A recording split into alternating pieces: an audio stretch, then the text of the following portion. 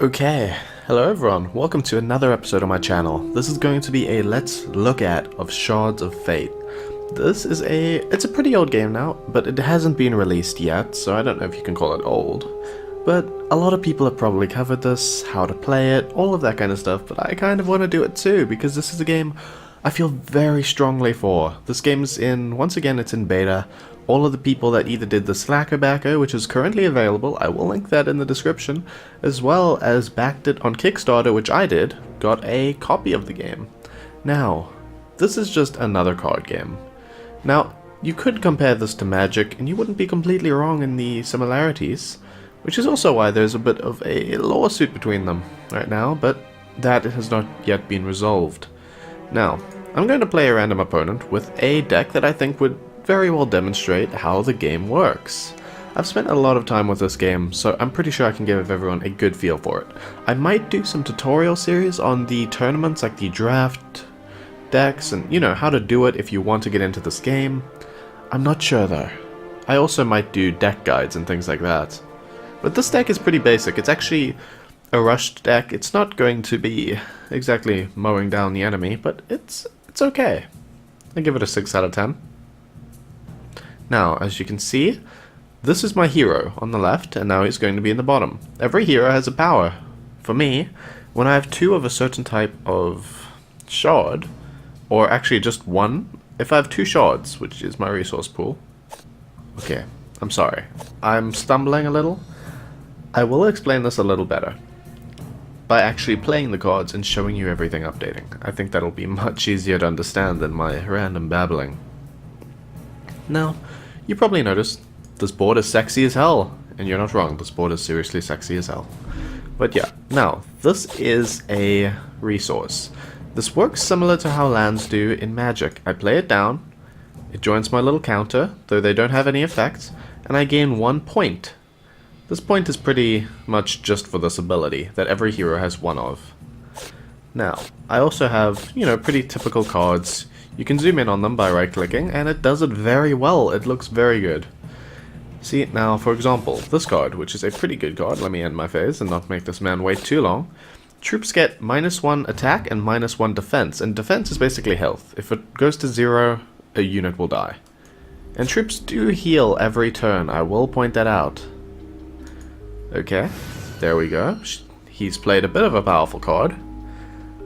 It's quite a nice card, actually. It basically, when it dies, it does one of two things. It either damages me, or it adds another copy of this card to his hand. And considering it's a pretty cheap card with okay attack, low cost, that can definitely benefit someone. And I'm going to use my ability. It only works on him. It takes away 1 health from him and gives it to me. So basically, we both have the same ability, so it's just, we're going to be at a standstill as far as that goes. Now let's read this card. Put a random non-resource card from your deck into your hand. It gets permanent cost -2. So, I don't have anything I can really play that can benefit me unless I wanted to waste a, you know, lower stats of all cards on the field card for that. And now I got this card for the cost of 1. That's really good. It has Rage 2 if you're wondering why it is, you know, it costs 3 at some point. Now, that's pretty helpful. If a card has Rage, every single time it attacks, it'll gain 2 more attack. The only problem is this card has very low health, so the odds are, if the opponent is able, they'll defend. The nice thing though, is this is a scary card, so they usually won't attack with all of their creatures if they, you know, are not completely terrified of my card. If that made any sense. I'm pretty sure that didn't, but I apologize. Now, I'm in a bit of a bad position. You know, the card prices are being a little tricky to me. Also, I just took damage because I didn't play the card. That's part of the effect. I took 2 damage for not, you know, the card that I get from this card, if it's in my hand and I haven't played it yet, I'll be taking damage every turn. That's a little bit of the downside of the card. Okay, let's resolve. Get that card on the field. Now, what should I do? I could do Burn to the Ground. I believe that I could only do 1 damage, but that would be enough to kill it. Should I do that? I could kill that card and leave myself a little safer. I think I'd rather save my card for now. Just for now. I don't think he'll attack next turn, because this card is pretty scary. Unless he plays a card, in which case he probably will. Yes, also this was the first resource he's played in a while, so I assume he's slightly mana starving. Relentless Corruption. Put the top one card of the target opposing champion's deck into your hand. Threshold of those cards all become that. Okay, so he basically just took a card from the top of my deck, which sucks, and it becomes a purple card. So now he can, regardless of what type of card it is, you know, different red cards require red mana, and the little red orbs you see there, over here, show how many it needs. So I need 2 for this card, which I do have. Is he going to attack? I doubt he will. If he doesn't, I'll use Burn to the Ground next turn, so regardless, it's pretty much a loss for him on that part. Okay. It seems he didn't play the card, but there's no way for me to know what on earth that card he drew was. Now, I'm in an interesting predicament. I might as well use my ability. It's wasteful not to. Let's resolve that. Now, what should I do? I think the first thing I should do is play Burn to the Ground on that card. Or maybe I won't. Assign cost 1. Deal damage? Yes. So it cost 1 to play, and then every damage I want to do after that, you know, it. And the person said hello in local chat. I'm going to be a little mean and not reply to that since I'm in a video. Actually, you know what? I'll just say a quick sorry if I take too long. Sorry if my turns take a while. Recording a video. Yeah, that should get him an idea. Okay, so you can see the rage hit. I got 2 more damage on my card, which kind of hurts him. He's actually below me in health now, but he's going to absorb my health, so he's going to have the advantage now. There it goes. You can hover over the card and see the target in a very beautiful fashion. That's the thing I will say once again about this game. It's beautiful. It's very nicely laid out. Okay, now it looks like he's a little lost on his turn. He's taking a little longer than usual. He must have multiple cards he could be playing. Okay, looks like when I killed the Darkspire Priestess, the effect that put another one into his hand took place. It's a little troublesome for me, but it's nothing too bad. If I can't... Ooh, I got a burn card. That is very lucky. That means I can be a little sneaky. I'm going to play this card first. You know, just another rage card to add to the field. And I'm going to burn her card. This just does 2 damage to a card for 1. It costs 1 resource and it does 2 damage to a card. It's very helpful. It's one of the main red cards people make sure to have in their deck. For obvious reasons. I mean, being able to kill the early game cards like that is very helpful. Especially if you're running a Ruby plus Blood deck, which is, you know, red and purple. Don't ask me how purple became blood, but that's kind of what the game decided to go with. Ruby was already taken. Okay, Extinction. That's a pretty horrible card. It's a board clearer, as people in Magic would call it. Just destroys all the troops on the field. Now we're pretty even because the card I destroyed last time used its secondary effect instead of the first. Which basically means... how would I say this? Well, it's pretty basic. It did damage to me instead of getting a card... the same card from his deck into his hand. Well, this is a helpful card. It's 2 attack, 4 health. When this troop enters play, deal damage, or, well... okay, no. It reveals a card from his hand, and if it's a monster, it gets -2 attack, -2 shield. That was not, but I got to see a card in his hand. Oh wow, it does the top 2 cards. Or does it escalate every single time he uses that kind of card? It looks like he's going to be stealing my deck a lot, which is bad. I have a few good cards. For example, if he got this kind of card from my deck, I'd be very in a bad place. Zombie Plague, that's pretty bad. You'll see. At the start of your turn, reveal 3 random cards from each opposing champion's deck. Troops revealed this way get permanent -1/-1. Then void each troop with less than 0 shield. Pretty basic. It's a very evil card. It's a very powerful card. This red here means it's an exotic card, which is one of the highest rarities in the game. Cards like that are a great threat. I cannot, you know, emphasize that enough. Let's play this card. He doesn't have any cards on the field, so I think I need to Zerg rush him. I'm going to play my cards with the hopes he doesn't board clear me, and then next turn I'll play this. Troops you control get rage 1, so when they attack they'll get more attack. And after that, they get to attack again in the same turn. It's a very potent card, but if he decides to... How would I say this? If he decides to play a lot of cards or do anything that can drastically clear the board, put the tides in his favor, I could be in a bad place. I don't have many cards in my hand, and he has 6. This could go badly. He revealed the top cards in my deck. That card's going to be voided. That's a little sad. Oh yeah, when he voids a card this way, it summons a zombie from the card he destroyed from my deck. It's very bad, and he played another board clear. That does upset me. Like I just said, if he used a board clear, my Gore Feast would be pretty bad. Okay, so I got a very good card, but I don't have quite enough mana to play it yet. And none of the cards in my hand can actually help me.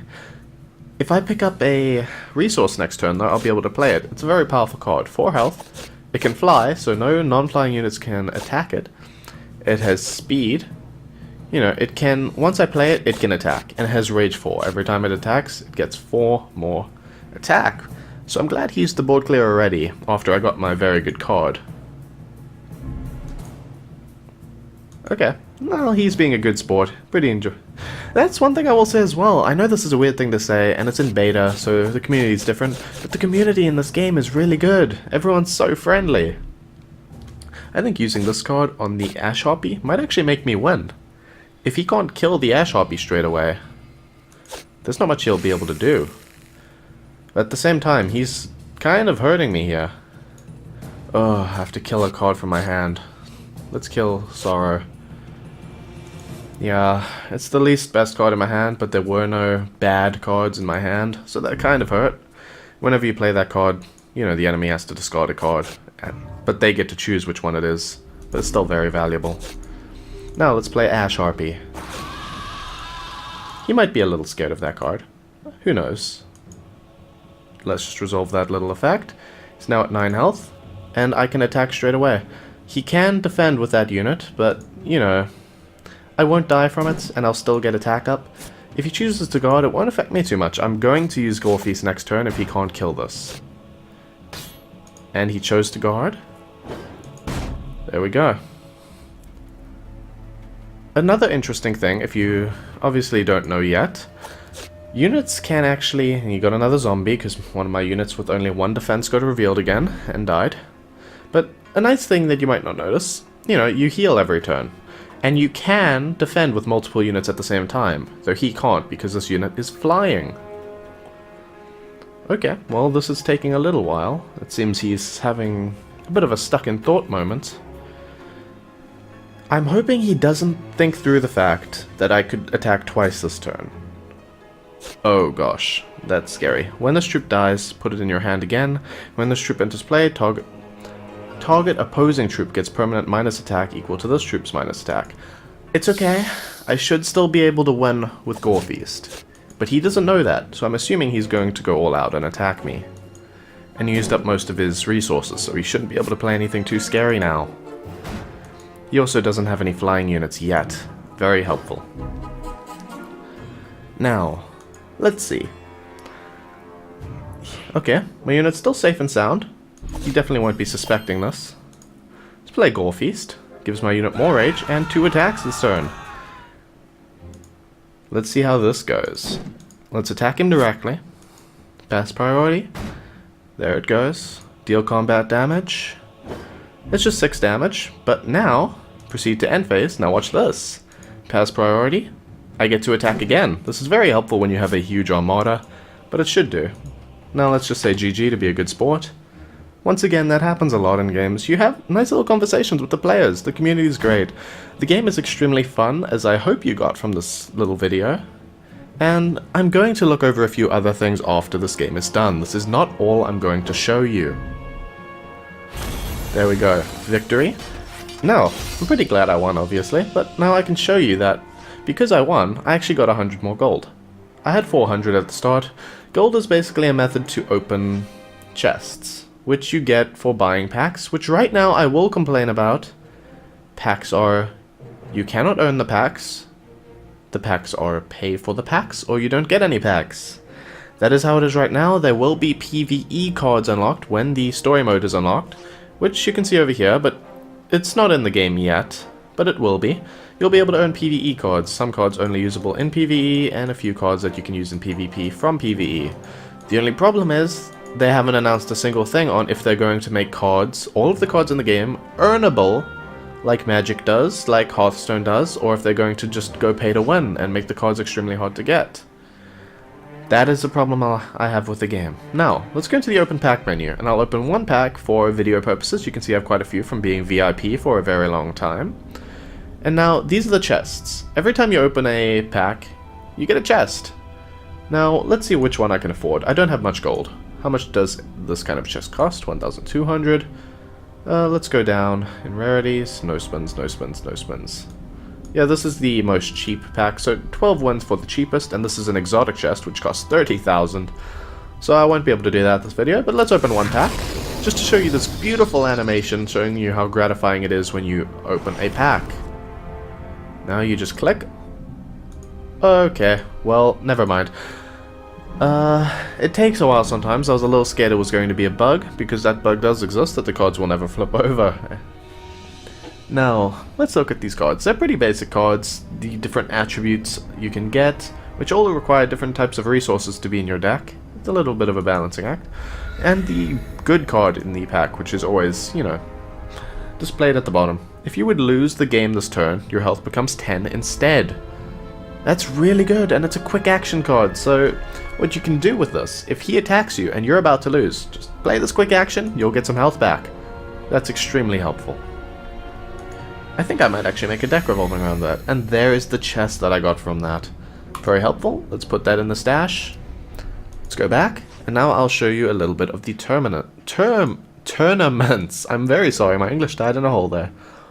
Now, I'm thinking I'll do a draft. How are the people? Let's see if there's people. There's constructed decks, which I don't feel like doing. Let's do a little shout out. Draft anyone?